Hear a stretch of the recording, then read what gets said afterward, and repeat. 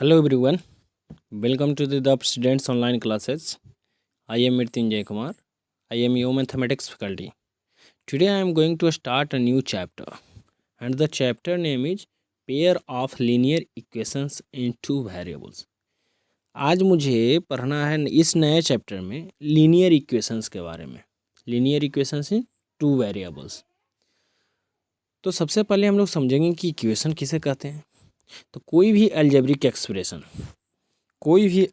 Expression जो अगर वो इक्वेट हो किसी के साथ, जैसे सपोज x + 2y = 0, ये मैंने क्या किया, इक्वेट किया। इस अलजेब्रिक एक्सप्रेशन को मैंने इक्वेट किया किसके साथ, 0 के साथ। Algebraic expression x + 2y is equating with 0, it means this is a linear equations, this is equations. तो इसे हम इक्वेशन बोलेंगे जब भी कोई अलजेब्रिक एक्सप्रेशन किसी के साथ इक्वेट होगा, यानी LHS और RHS के फॉर्म में होगा, तो उसे हम बोलेंगे इक्वेशन। उसके बाद समझिए लीनियर इक्वेशन किसे कहते हैं। तो किसी भी इक्वेशंस में आप देखिए उस वेरिएबल्स का मैक्सिमम पावर क्या है, उस इक्वेशंस में वेरिएबल्स जो है उसका पावर क्या है। तो यहाँ पे आप देख रहे हैं वेरिएबल्स, टू वेरिएबल्स हैं, दोनों का मैक्सिमम पावर कितना है, 1। तो अगर मैक्सिमम पावर 1 होगा तो वो क्या हो जाएगा, लीनियर इक्वेशन। ठीक है। अगर मैक्सिमम पावर 2 होगा वेरिएबल्स का, तो ऑलरेडी हम लोग समझ चुके हैं क्वाड्रेटिक इक्वेशन। ठीक है। अब उसमें भी है linear equation since two variable. तो जब हम ये एग्जाम्पल जो हमने लिखा है वो आप देखेंगे अगर ठीक से, तो आपको पता चलेगा कि इसमें कितना वेरिएबल्स है। एक वेरिएबल है x और दूसरा वेरिएबल है y, यानी इस लीनियर इक्वेशन के अंदर दो वेरिएबल्स है। इट मीन्स ये इक्वेशन जो हो गया linear equations in two variables, linear equation in two variables हो गया। ठीक है। तो आज मुझे linear equation in two variables के बारे में ही पढ़ना है। इसका मतलब क्या है, उसमें भी लिखा है pair of linear equations in two variables. आखिर मुझे पेयर के बारे में ही क्यों पढ़ना है, लीनियर इक्वेशंस इन टू वेरिएबल्स जब पढ़ रहे हैं तो उसमें पेयर के बारे में क्यों पढ़ना है। तो स्टैंडर्ड फॉर्म जो linear equation in two variables का होगा वो होगा ax + by + c = 0। ये स्टैंडर्ड फॉर्म है linear equation in two variables का, जहाँ की a, b और c जो है कांस्टेंट है, यानी नॉन जीरो है। a और b क्या है, नॉन जीरो है। c जीरो हो सकता है। ठीक है। a और b नॉट इक्वल्स टू 0। अगर a और b 0 अगर कर देंगे तो फिर ये टू वेरिएबल्स रहेगा ही नहीं।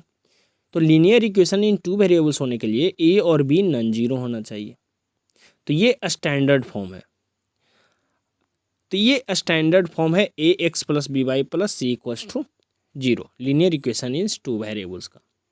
इसका मतलब क्या है, linear equation in two variables, जब भी आप कोई इक्वेशन लिखते हैं, किसी से इक्वेट करते हैं, उसका मतलब ये है कि इसमें वेरिएबल्स का क्या वैल्यू होगा कि उस वैल्यू को पुट करने के बाद वो इक्वेशन सेटिस्फाइड करेगा। मीन्स इसमें x और y का क्या वैल्यू हम डालें ताकि मेरा ये इक्वेशन सेटिस्फाइड कर जाए। मतलब अगर लिखें हम 3x + 2y = 5, ये ठीक है। इट मीन्स क्या है, x और y का क्या वैल्यू होगा ताकि ये LHS RHS के इक्वल हो जाएगा। इसका मतलब तो यही है। अगर हमने x का वैल्यू 1 और y का वैल्यू 1 डाल दिए, x 1 y 1, तो आप देखेंगे कि LHS = RHS आ जा रहा है। इट मीन्स x और y का वैल्यू क्या होगा, 1 1। तो आज हम लोग सीखेंगे कि कैसे ज्योमेट्रिकल इंटरप्रिटेशन करते हैं हम लोग linear equation of in two variables का। और जो ग्राफ आप देखेंगे तो डिफरेंट तरीके का ग्राफ भी आता है। उसके बाद समझेंगे कि पेयर ऑफ लीनियर इक्वेशंस क्यों पढ़ना है। जैसे देखिए कि अगर हमने सिंगल लीनियर इक्वेशंस इन टू वेरिएबल्स लिखा, सिंगल 3x + 2y = 5, ठीक है। इसमें x और y का बहुत सारा वैल्यू हो सकता है, इन्फिनाइट नंबर ऑफ वैल्यू हो सकता है। कैसे? अगर x का वैल्यू आप 1 डालते हैं तो y का वैल्यू क्या हो जाएगा? 1। अगर x का वैल्यू आप 2 डालते हैं तो y का वैल्यू कितना हो जाएगा? y का भी कुछ वैल्यू आएगा। x का वैल्यू अगर आप 3 डालेंगे तो y का भी कुछ वैल्यू आएगा, और वो दोनों जब x और y का वैल्यू को डालेंगे तो इक्वेशन ये सेटिस्फाइड करेगा। तो जब equation linear equation in two variables जब सिंगल इक्वेशन होगा तो उसका क्या होगा? इन्फिनाइट नंबर ऑफ सॉल्यूशन होगा। इट मीन्स जब इसका आप ग्राफ ज्योमेट्रिकल रूप में देखेंगे, आप ग्राफ तो सिंगल होगा, क्योंकि एक इक्वेशन है तो ग्राफ तो सिंगल होगा। ग्राफ अगर इसका आप बनाएंगे तो ग्राफ हो सकता है सिंगल हो, ठीक है, एक्स और वाई, तो ग्राफ इसका सिंगल होगा, लेकिन इसका जो वैल्यू होगा इन्फिनाइट नंबर ऑफ वैल्यू जो होगा। तो इसका पढ़ने का मतलब क्या हुआ? जिसका इन्फिनाइट नंबर ऑफ वैल्यूज है उसका पढ़ने का मतलब क्या है? इस कारण मुझे पेयर में पढ़ना है लीनियर इक्वेशन। पेयर को पढ़ने का मतलब होगा कि जब दो लीनियर इक्वेशन एक साथ दिया होगा तो मुझे यूनिक वैल्यू निकालना होगा एक्स और वेरिएबल्स एक्स और वाई का, ताकि वो यूनिक वैल्यू जो होगा वो दोनों इक्वेशन के लिए सेटिस्फाइड करे। और वही तरीका है, कैसे क्या तरीका है फाइंड करेंगे यूनिक वैल्यू, वो हम लोग देखेंगे। और किस में यूनिक वैल्यू आएगा किस में नहीं आएगा वो भी हम देखेंगे ज्योमेट्रिकल मीनिंग इंटरप्रिटेशन से। उसके पहले हम लोग समझेंगे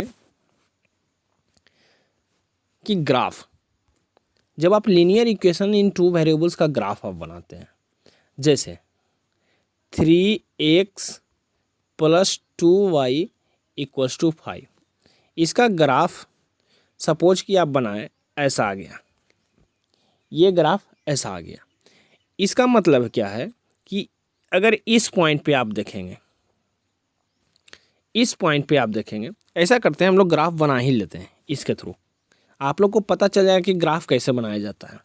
तो देखिए ग्राफ एक्स एक्सिस और वाई एक्सिस के बीच में बनता है। इट मीन्स मुझे एक्स और वाई का वैल्यू चाहिए, और 3-4 वैल्यू अगर हम लोग एक्स और वाई का फाइंड कर लें तो ईजिली हम ग्राफ ड्रॉ कर सकते हैं। तो सपोज एक्स का वैल्यू आपने अपने मन से एक्स का वैल्यू 1 डालेंगे तो वाई का वैल्यू खुद आएगा कितना? 1 आएगा।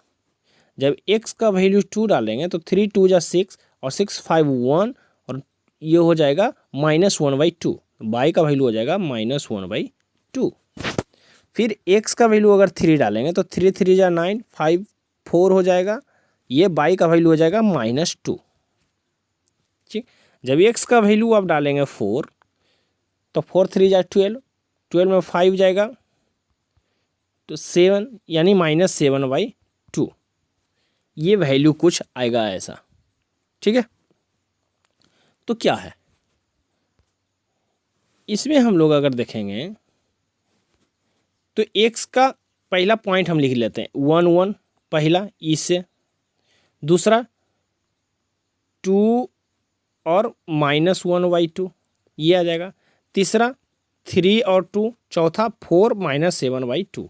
अब ग्राफ ड्रॉ करेंगे, ग्राफ रफली ग्राफ हम लोग ड्रॉ करें 1 2 3 4, इधर 1 2 3 4, फिर नेगेटिव साइड में वैसे ही जाएगा। अब देखिए क्या है, पहला पॉइंट है 1 1 1 1 1 1 कहाँ हो जाएगा? ये 1 तो ये 1, यानी ये पॉइंट यहाँ पे समथिंग आएगा, ये पॉइंट होगा, ठीक है। सेकेंड पॉइंट क्या है? 2 -1/2, 2 -1/2, 2 और -1/2 कहाँ आ जाएगा? -1/2, यानी समथिंग आ जाएगा यहाँ पे बनेगा ये। यानी इस 2 पॉइंट से ही मुझे पता चल गया कि ग्राफ ऐसा होगा। ये ध्यान रखिए स्ट्रेट लाइन ही होगा, लीनियर इक्वेशन का ग्राफ हमेशा स्ट्रेट लाइन ही होगा। इसका मतलब है मुझे ये पता चल गया कि ये ग्राफ क्या होगा, ऐसा होगा। अब देखिए आप इस ग्राफ पे इस ग्राफ पे देखेंगे तो जहाँ पे ग्राफ एक्स एक्सिस को कट कर रहा है वहाँ पे क्या होगा, वाई का वैल्यू 0 होगा, वाई का वैल्यू क्या हो जाएगा 0। और जहाँ पे वाई एक्सिस को कट कर रहा है वहाँ पे एक्स का वैल्यू 0 होगा। ठीक है, तो ये दोनों वैल्यू हम लोग डाल कर देखते हैं कि वाई का वैल्यू जब 0 डालेंगे तो क्या होगा। तो देखिए वाई का वैल्यू जब 0 आप डालेंगे, इसमें वाई का वैल्यू जब आप 0 डालेंगे तो ये क्या हो जाएगा, तो 3x ये वाला टर्म तो 0 इक्वल्स टू 5। ठीक है, तो x इक्वल्स टू 5/3। तो x का वैल्यू क्या आ जाएगा 5/3, कब, जब y का वैल्यू 0 होगा, यानी y का वैल्यू कहाँ 0, यहाँ। तो ये वाला पॉइंट जो है क्या है 5/3 है। ठीक है, जहाँ पे ग्राफ एक्सिस को कट कर रहा है उसी तरीके से जहाँ पे y एक्सिस को कट कर रहा है वहाँ पे x का वैल्यू 0 होगा। तो जब आप x का वैल्यू 0 आप करेंगे, जब आप x का वैल्यू 0 करेंगे तो ये वाला टर्म जो है वो क्या हो जाएगा 0 हो जाएगा, ये वाला। तो ये 0 और प्लस 2y इक्वल्स टू 5। तो y इक्वल्स टू क्या हो जाएगा 5/2। तो यानी जहाँ पे x का वैल्यू 0 तो y का वैल्यू क्या हो जाएगा 5/2। यानी ग्राफ जो है y एक्सिस पे ये वाला पॉइंट 5/2 पे कट कर रहा है। ठीक है, तो ये 5/2 पे कट कर रहा है और ये 5/3 पे कट कर रहा है। अब देखिए इसका मतलब ये है कि ये भी पॉइंट सेटिस्फाइड कर रहा है इक्वेशन को, ये भी सेटिस्फाइड कर रहा है, ये भी पॉइंट सेटिस्फाइड कर रहा है, ये भी सेटिस्फाइड कर रहा है। लेकिन क्या ये वाला पॉइंट सेटिस्फाइड करेगा जो ग्राफ के बाहर है, नहीं, वो सेटिस्फाइड नहीं करेगा। जो ग्राफ के बाहर है पॉइंट वो सेटिस्फाइड करेगा क्या, नहीं करेगा। तो जो भी पॉइंट उस ग्राफ पे होगा, जो भी पॉइंट उस ग्राफ पे होगा वो सब के सब सेटिस्फाइड करेंगे इक्वेशन में। इसका मतलब क्या है कि उस इक्वेशन का वैल्यू यानी सॉल्यूशन वही होगा जो उस ग्राफ पे पॉइंट लाइज करेगा। देखिए ये तो रैंडमली हमने ले लिया, अगर इसे देखेंगे तो ये पॉइंट यहाँ पे लाई करेगा, ये लाई करेगा इस ग्राफ पे। ठीक है, लेकिन ये वाला ये लाई करेगा क्या इस ग्राफ पे, नहीं करेगा। तो इस ग्राफ के अंदर का जो भी पोर्शन है वो सब लाई करेगा इसके ऊपर। ठीक है, तो मुझे यही देखना है कि इस ग्राफ पे कितने पॉइंट्स हैं जो कि लाई कर रहा है। उस ग्राफ पे जितने भी पॉइंट्स लाई करेंगे वो सब के सब सॉल्यूशन हो सकते हैं और सब के सब सॉल्यूशन होंगे। तो इस पे देखिए कितना सॉल्यूशन होगा, इन्फिनाइट नंबर ऑफ सॉल्यूशन होगा। इवन ये वाला भी पॉइंट जो होगा देखिए इसका सॉल्यूशन होगा, क्योंकि आप नेगेटिव साइड में आप ग्राफ को देखेंगे तो ये यहाँ पे कट करेगा, इट मीन्स ये भी सॉल्यूशन होगा। तो ये ग्राफ जहाँ तक जाएगा वो इन्फिनाइट नंबर ऑफ सॉल्यूशन को फाइंड करता जाएगा। तो इसे मुझे 3 पॉइंट पता चला। क्या क्या पॉइंट, कि सबसे पहले तो ग्राफ पढ़ने का, इस लीनियर इक्वेशन का पढ़ने का मतलब क्या है, उस वेरिएबल्स का वैल्यू फाइंड करना। पहला पॉइंट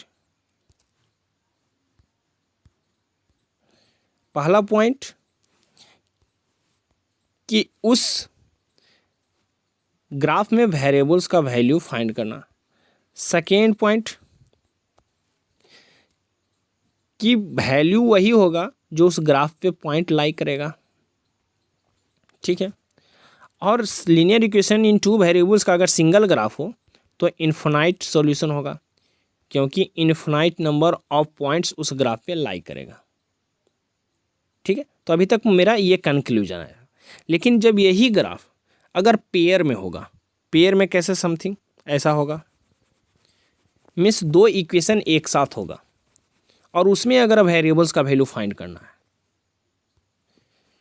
मान लीजिए 2x + 3y = 5 पहला ग्राफ, दूसरा 3x + 2y = 6।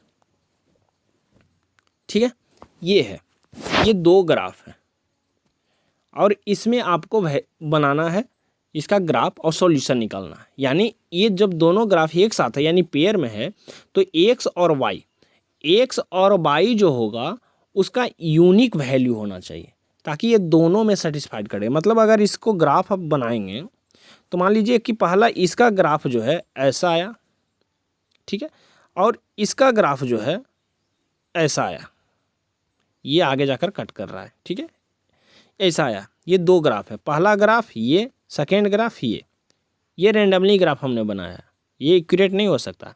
तो आप देखेंगे कि ये इंटरसेक्ट कर रहा है एक पॉइंट पे, यानी ये इंटरसेक्ट कर रहा है जहाँ पे एक्स और वाई का कुछ वैल्यू होगा, ठीक है। तो जहाँ पे इंटरसेक्ट करेगा, जहाँ पे ये दोनों ग्राफ इंटरसेक्ट करेगा वही यूनिक वैल्यू होगा। तो ग्राफिकल मेथड से हम लोग पता कर सकते हैं कि कहाँ पे वो कट कर रहा है, इंटरसेक्ट कर रहा है। जहाँ पे इंटरसेक्ट करेगा वही वाला पॉइंट जो होगा ये एक्स और वाई का वैल्यू होगा, और जो कि ये दोनों इक्वेशन के लिए सेटिस्फाइड करेगा।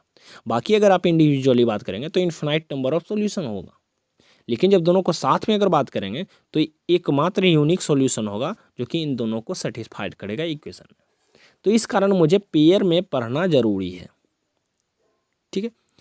तो हम लोग नेक्स्ट वीडियो लेक्चर में जो पढ़ेंगे ग्राफिकल मेथड और पढ़ेंगे डिटेल्स, कि कब हमारा इन्फिनाइट नंबर ऑफ सॉल्यूशन होगा, कब यूनिक सॉल्यूशन होगा, कब नो सॉल्यूशन होगा। इसके अंदर भी 3 केस आता है कि एक तो यूनिक सॉल्यूशन, फिर इन्फिनाइट नंबर ऑफ सॉल्यूशंस और फिर नो सॉल्यूशन, 3 कंडीशन। उसके बाद हम लोग मैथमेटिकल सॉल्यूशन समझेंगे, कैसे हम लोग फार्मूला यूज करके, मेथड यूज करके इसका वैल्यू फाइंड करेंगे। ये तो ग्राफिकल मेथड है, नेक्स्ट हम लोग मैथमेटिकल अलजेब्रिक मेथड से हम लोग फाइंड करेंगे, ठीक है। Thank you.